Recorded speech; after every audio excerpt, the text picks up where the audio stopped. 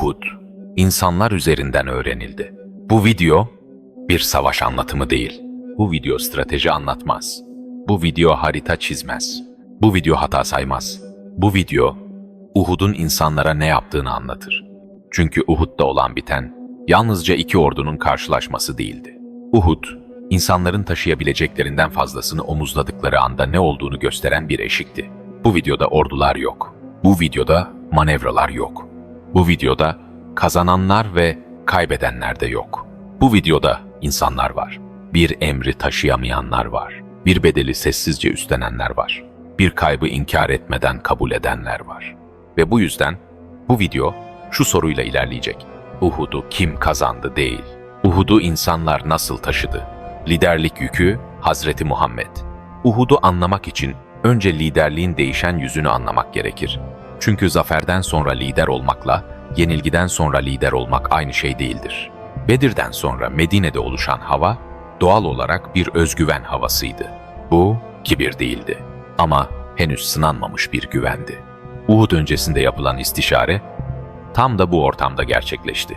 Hazreti Muhammed'in kendi görüşü Medine içinde savunma yapmaktı. Şehri, coğrafyayı ve savunma avantajını biliyordu. Açık alan savaşının risklerini de görüyordu. Ama çoğunluğun isteği farklıydı. Özellikle Bedir'e katılmamış gençler açık alanda karşılaşmak istiyordu. Bu istek taşkınlıktan değil, kendini kanıtlama arzusundan doğuyordu. Burada kritik olan nokta şuydu: karar tek başına alınmadı ve karar alındıktan sonra geri çevrilmedi. Hazreti Muhammed çoğunluğun görüşüne uydu ama karar netleştiği anda artık o kararın arkasında durdu. Ben aslında böyle istememiştim demedi. Bu kararın sorumluluğu size ait demedi. Çünkü Uhud'da liderlik haklı çıkmak değildi. Uhud'da liderlik alınan kararın yükünü paylaşmaktı. Savaş anında yaşananlar bu liderliğin ne kadar kırılgan olduğunu da gösterdi. Yaralanma anı sadece fiziksel bir durum değildi. Bu merkezin sarsıldığı bir andı ve tam da bu yüzden dağılma ihtimali en yüksek noktada ortaya çıktı. Ama bu anlarda bile suçlu aranmadı. İsimler sayılmadı. Hatalar parmakla gösterilmedi. Merkez korundu. Düzen tamamen çözülmedi ve liderlik bağırarak değil, ayakta kalarak sürdürüldü. Uhud'da liderlik sonucu kontrol etmek değildi. Uhud'da liderlik sonucu taşımaktı ve bu duruş savaşın kendisinden daha uzun süre etkili olacaktı. Uhud'un insan yüzünü anlamak için bakılması gereken ilk yerlerden biri gençlerdir. Çünkü Uhud, Bedir'i yaşamamış bir kuşağın savaşa ilk temas ettiği andı. Bu gençler korkak değildi. Bu gençler kaçmak için orada değildi. Ama bu gençler, savaşın ne anlama geldiğini de henüz bilmiyordu. Bedir'e katılamamışlardı. Zafer hikayelerini dinlemişlerdi. Anlatılan cesareti görmüşlerdi ama bedelini yaşamamışlardı. Ve içlerinde güçlü bir duygu vardı. Biz de varız. Bu duygu tehlikeli değildir. Ama yönlendirilmezse ağır sonuçlar doğurur. Uhud öncesi açık alanda savaş isteğinin arkasında tam olarak bu vardı. Bu bir meydan okuma değildi. Bu bir saygısızlık hiç değildi. Bu kendini kanıtlama ihtiyacıydı. Gençlik zaferi ister ama savaş zaferi nasıl taşıyacağını da bilmeni ister. İşte Uhud'un kırılma noktası tam olarak buradaydı. Zafer arzusuyla savaş tecrübesi aynı şey değildir. Heyecan, disiplinin yerini tutmaz. Cesaret, sabırla desteklenmezse yönsüzleşir. Bu gençler disiplinsiz değildi. Emir tanımaz da değildi. Ama savaşın sabır gerektiren yüzüyle ilk kez karşılaşıyorlardı. Ve savaş, ilk karşılaşmalarda romantik davranmaz. Uhud'da yaşanan şey, gençliğin enerjisinin cezalandırılması değildi. Uhud'da olan, yönsüzlüğün bedelinin ödenmesiydi. Çünkü savaş, yalnızca ileri atılmayı değil, yerinde durmayı da ister, beklemeyi ister, kazandığını sandığın anda bile emre sadık kalmayı ister. Gençler bunu Bedir'de öğrenmemişti. Uhud'da öğrendiler ve bu öğrenme kitaplardan değil, kayıplardan geçti, şaşkınlıktan geçti. Nasıl oldu? Sorusuyla yüzleşmekten geçti. Uhud, gençlere şunu sert ama net bir şekilde öğretti. İyi niyet yetmez. Cesaret tek başına yetmez. Heyecan, yön bulmazsa yük olur. Ama burada çok net bir çizgi çekmek gerekir. Bu gençler hain değildi. Bu gençler sorumsuz da değildi. Onlar sadece savaşın sabır isteyen tarafıyla henüz tanışmamışlardı. Ve Uhud bu tanışmayı ertelemedi. Bu yüzden Uhud bir kuşağı ezmedi. Bir kuşağı büyüttü. Ama bunu yumuşak bir şekilde yapmadı. Çünkü tarih gençliği sever ama yönsüzlüğü affetmez. Okçular, Uhud denildiğinde herkesin aklına ilk gelen sahne burasıdır. Ve tam da bu yüzden en çok yanlış anlaşılan yerde burasıdır. Okçular Tepesi, Uhud'un yalnızca coğrafi bir noktası değildi. Burası, savaşın sigortasıydı. Arkayı kilitleyen, düzeni ayakta tutan, kaosu dışarıda bırakan son hat. Ve verilen emir son derece netti. Ne olursa olsun yerinizi terk etmeyin. Savaş kazanılsa bile, herkes geri çekilse bile, her şey bitmiş gibi görünse bile. Bu emir karmaşık değildi. Yorum gerektirmiyordu. Esneklik içermiyordu. Ama insan, savaşta emri sadece duymakla sınanmaz. Emri, şartlar değiştiğinde taşıyıp taşıyamadığıyla sınanır. Savaşın ilk safhasında tablo Medine lehine dönmüştü. Mekke safları çözülüyor gibiydi. Geri çekilmeler başlamıştı. Zafer hissi sessizce yükseliyordu. Ve tam bu anda en tehlikeli duygu ortaya çıktı. Tamamlandı mı? Bu soru masumdur. Ama savaşta masum soruların bedeli ağır olabilir. Okçuların yaşadığı şey açgözlülük değildi. Bu noktayı özellikle netleştirmek gerekir. Çünkü tarih bazen kolay etiketler yapıştırarak karmaşık insani durumları basitleştirir. Burada olan şey şuydu: zamanlama hatası. Savaş henüz bitmemişti ama bitmiş gibi görünüyordu. Ganimet algısı, savaş sonrası bir refleks değil, savaşın bittiğine dair bir kanaatin sonucuydu. Yani sorun daha fazlasını istemek değildi. Sorun, artık görev bitti mi sorusunun yanlış anda sorulmasıydı. Bu noktada bir tereddüt doğdu. Ve tereddüt, savaşta en pahalı duygudur. Bir kısmı kaldı, bir kısmı indi. Ve bu bölünme, tek bir kararın değil, aynı anda yaşanan farklı insani okumaların sonucuydu. Kimse bilinçli olarak cepheyi açmadı. Kimse emri hiçe sayıyorum demedi. Ama savaş niyetle değil, sonuçla ilerler. Okçular Tepesi boşaldığında bu bir isyan değildi. Bu bir ihanet hiç değildi. Bu, insanın tam olduğu, sandığı anda yaptığı hataydı. Ve tarih boyunca en ağır bedeller, en iyi niyetle yapılan ama erken verilen kararlarla ödenmiştir. Uhud'da yaşanan kırılma tam olarak budur. Emir vardı ama emir şartlar değiştiğinde taşınamadı. İşte Uhud'un farkı burada yatar. Bu savaş kaybedilmedi çünkü düşman daha güçlüydü. Bu savaş kaybedilmedi çünkü plan yoktu. Bu savaş, planın bir anlık gevşemeyi affetmemesi yüzünden yön değiştirdi. İnsan, en çok kazandığını sandığı anda hata yapar. Uhud'un omurgası budur. Ve bu omurga bize şunu öğretir: savaş, yalnızca düşmanla değil, zamanla, algıyla ve sabırla yapılır.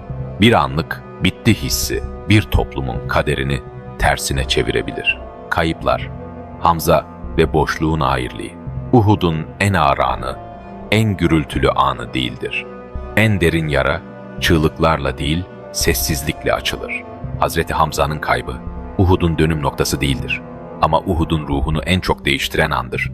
Bu kayıp, bir kahramanın düşüşü olarak okunamaz. Çünkü Hamza, Uhud'da bir simgeye dönüştüğü için değil, zaten bir ağırlık taşıdığı için yokluğu bu kadar hissedildi.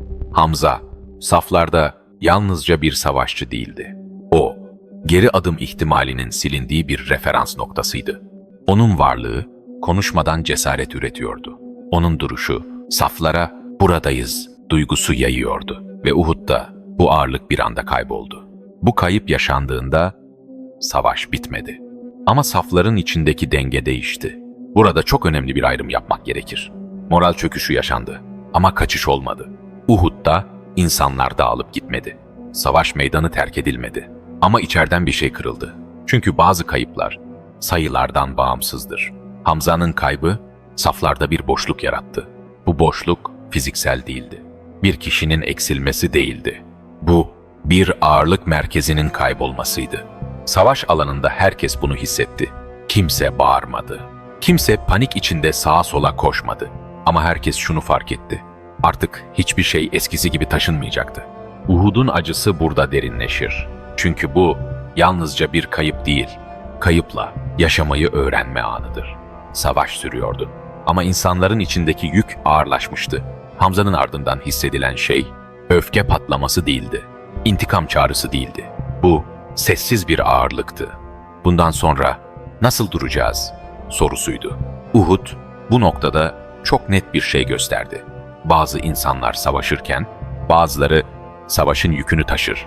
Hamza'nın yokluğu saflarda yeni bir sınav başlattı. Cesaret hala vardı ama artık daha pahalıydı. Dayanıklılık vardı ama artık daha bilinçliydi ve savaşın bitmesi bu yükü ortadan kaldırmadı.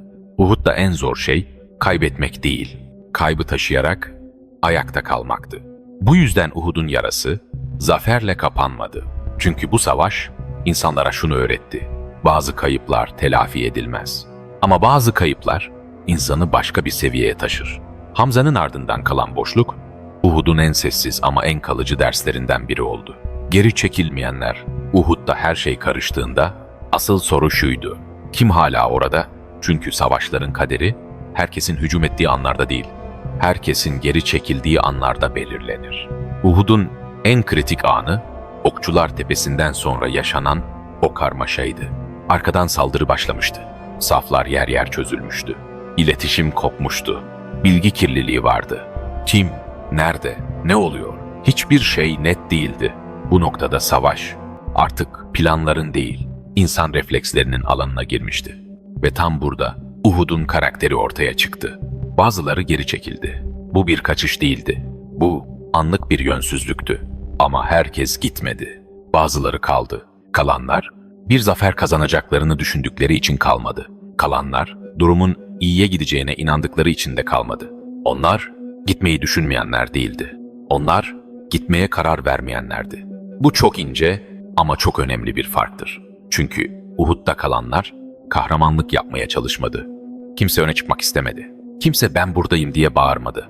Ama liderin etrafında doğal bir çekirdek oluştu. Bu çekirdek emir bekleyen bir kalabalık değildi.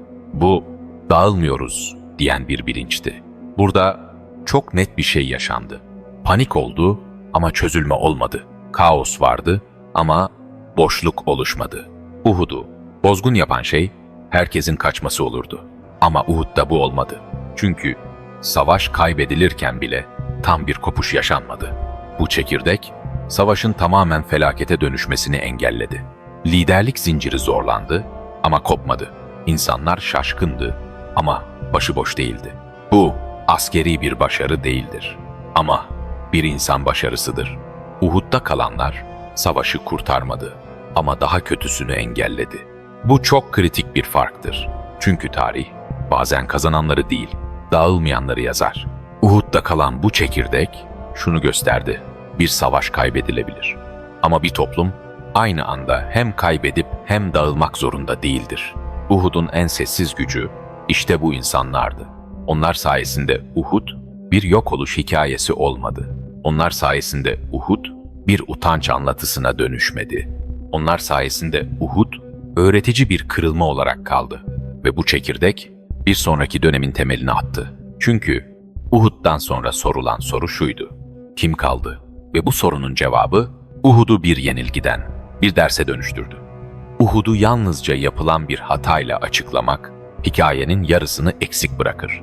Çünkü Uhud sadece bir boşlukla değil, o boşluğu okuyabilen biriyle değişti. Karşı cephedeki bu isim o gün henüz Müslüman değildi ama savaşı bir öfke alanı olarak da görmüyordu. Halid bin Velid, Uhud'da bir intikam figürü değildi. Bir sloganın peşinden koşmadı. Bir duygusal patlama yaşamadı. O bir asker gibi davrandı. Halid'in Uhud'daki rolü savaşın başında değil, tam herkes her şey bitti sandığında ortaya çıktı. Savaşın ilk safhasında Mekke tarafı geri itildiğinde pek çok kişi için tablo netti. Bu savaş kaybediliyor. Ama Halid için değil. O geri çekilmeye bakmadı. Düzene baktı. Safların nereye açıldığını, hangi noktanın artık korunmadığını, hangi tepenin sessizleştiğini gördü. Okçular Tepesi. Bu nokta Uhud'un kilidiydi. Ve kilit artık tam kapalı değildi. Halid'in farkı şuydu: bu açığı bir şans olarak görmedi. Bir okuma olarak gördü. Ne acele etti, ne heyecanlandı, ne de saldırıyı bir öfke boşaltımı gibi kullandı. Disiplinli bir manevrayla hareket etti. Bu noktada çok net bir gerçek var. Halid, Uhud'da kuralları bozmadı. Kuralları okudu. Karşısındaki grubun hatasını alay ederek değil, ciddiyetle değerlendirdi. Bu bir düşmanlık refleksi değil, askeri bir profesyonellikti. İşte Uhud'un en rahatsız edici ama en öğretici gerçeği burada yatar. Bir savaş sadece hata yapan yüzünden kaybedilmez. Bazen hata yapılır ve karşı taraf bunu anında anlar. Halid'in hamlesi savaşın seyrini değiştirdi. Ama bu hamle bir hile değildi. Bu, savaşın doğasında olan bir okumaydı. Bu yüzden Uhud'u anlamak için şu cümleyi net kurmak gerekir. Uhud, sadece okçular yerini terk ettiği için değil, biri bu terk edişi okuyabildiği için değişti. Ders şudur: savaş, niyetleri değil, anları okuyanlara alan açar. Uhud'da yapılan hata insaniydi. Ama Halid'in hamlesi de öyleydi. Profesyoneldi, sessizdi ve etkiliydi. Bu yüzden Uhud, sadece biz nerede yanıldık sorusuyla değil, karşı taraf neyi doğru yaptı sorusuyla da okunmalıdır. Ve işte tam bu noktada Uhud'un insan yüzü tamamlanır. Bir tarafta hata, bir tarafta okuma, bir tarafta kırılma, bir tarafta fırsat. Uhud, iki tarafın da insan olduğu bir savaştı. Ve belki de bu yüzden en öğretici olanıydı. Bedir ile Uhud arasında geçen şey, iki savaş arasındaki zaman değildir. Orada olan şey, insanın kendisiyle karşılaşmasıdır. Bedir, gücün mümkün olduğunu gösterdi. Azlığın, düzenle, korkunun, kararlılıkla aşılabildiğini ispatladı. Ama Uhud, başka bir soruyu sordu.